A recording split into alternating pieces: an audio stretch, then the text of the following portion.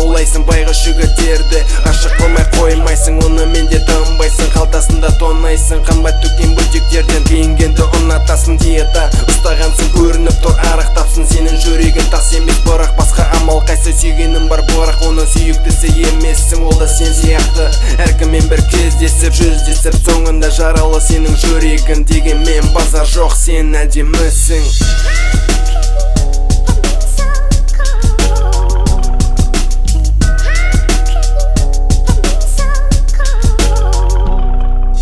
Махаббат па басқа ма, оған әлде басқаға соғасың?